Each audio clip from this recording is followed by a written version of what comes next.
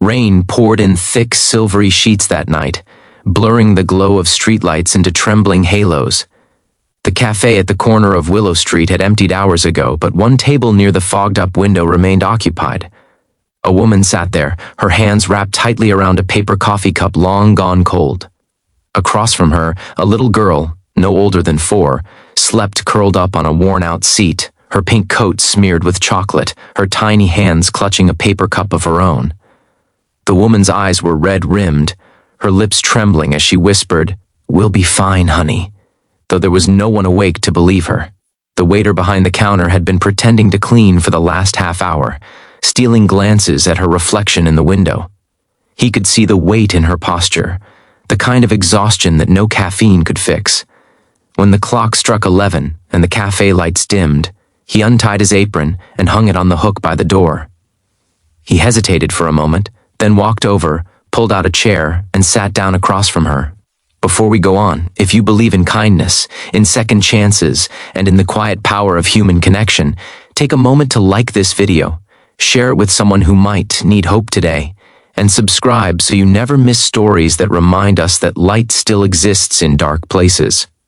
Her name was Emma. His was Liam. She had come into the cafe earlier that afternoon, drenched from the rain, pushing a cheap stroller that had seen better days. Her daughter, Mia, had been crying, one of those tired, hungry cries that claw at your heart. Emma had ordered the smallest coffee on the menu, paid in coins, and sat in silence, pretending to scroll through her phone to avoid the pity in strangers' eyes. Liam had noticed immediately. He'd been working the closing shift for months now, ever since his wife, Sarah, had passed away unexpectedly 2 years before. He was a single dad himself, raising his 6-year-old son, Ben, who was currently asleep at home under the care of Liam's neighbor. It was supposed to be just another long, quiet night, but something about the way Emma looked at her daughter, half love, half apology, made something stir in him. The cafe emptied, the rain didn't stop, and still she sat there. When Liam finally approached her, he didn't say the usual, "We're closing up soon." Instead, he asked gently, "You waiting for someone?" She shook her head. Her voice, when it came, was barely above a whisper. "No, just waiting for the rain to stop." But the rain didn't stop. Liam brought her a fresh cup of coffee, on the house. She refused at first, but he insisted, saying it was going to be thrown away anyway. He sat down opposite her, feeling the kind of silence that makes you see more than words ever could. Eventually, she began to talk. Not much, just fragments, like a jigsaw puzzle of broken moments. She and Mia had been living in a small apartment until her landlord sold the building. She lost her job at the bookstore a month ago. Her savings had run out last week. Tonight, she'd taken the last of her change to buy her daughter something warm to drink because the shelter she'd gone to was full. And as she spoke, she didn't cry. She just stared out the window, as if her tears had dried up weeks ago. Liam didn't interrupt. He didn't tell her it would be okay, because he knew what it felt like when people said that, when you were barely holding it together and someone offered false comfort instead of help. He simply listened. When she finally fell silent, he said quietly, "You know, I lost someone too." Emma looked up then, for the first time, really seeing him. He told her about Sarah, the car accident, the hospital, the way he'd gone home that night and sat on the kitchen floor holding his son's toy dinosaur, realizing he had no idea how to be both father and mother at once.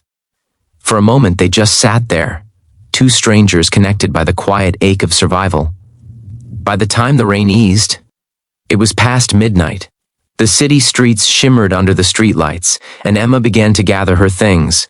She thanked Liam, her voice trembling with that fragile dignity of someone used to disappointment. "Where are you staying tonight?" he asked. She hesitated. "We'll be fine," she said again. But the lie sat heavy in the air. Liam stood up, went to the counter, and came back with his coat. "There's an old guest room in the back," he said. "It's not much, but it's warm. You and your daughter can rest for the night. I'll lock up after." Emma wanted to refuse, but exhaustion won. She followed him to the back of the cafe where a small storage room had been cleared out for employee breaks. He gave her a blanket, a pillow, and a quiet smile that didn't ask for thanks. Then he turned off the light and left. That night, as he walked home under the dripping eaves, He couldn't stop thinking about the little girl in the pink coat, and the woman who kept whispering lies to make the world seem bearable. The next morning, Liam returned early. He found Emma sitting at a corner table again, sipping coffee, her daughter coloring on a napkin with borrowed pens. Emma looked different in the sunlight, still tired, but softer somehow, as if a night's rest had given her back a piece of herself. When Liam offered her breakfast, she hesitated before saying yes. They shared scrambled eggs and toast, and for a few minutes, it felt like an ordinary morning between old friends. Over the next week, Emma kept coming back. At first, it was just for coffee, then for odd jobs around the cafe, wiping tables, stacking cups, helping with customers. Liam insisted on paying her, even if it was just a few dollars an hour. She protested, but he said it was easier to accept help when you could earn it.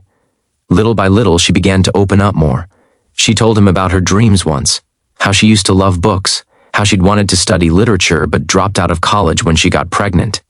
She spoke of Mia's father, how he'd promised forever, then disappeared the moment life became hard. Liam never judged her. He simply listened, offering quiet nods and gentle smiles.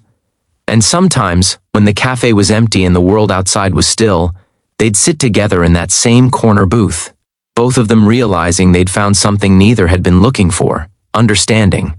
But not everyone saw it that way. When Liam's manager found out he'd let a homeless woman stay in the cafe overnight, he was furious.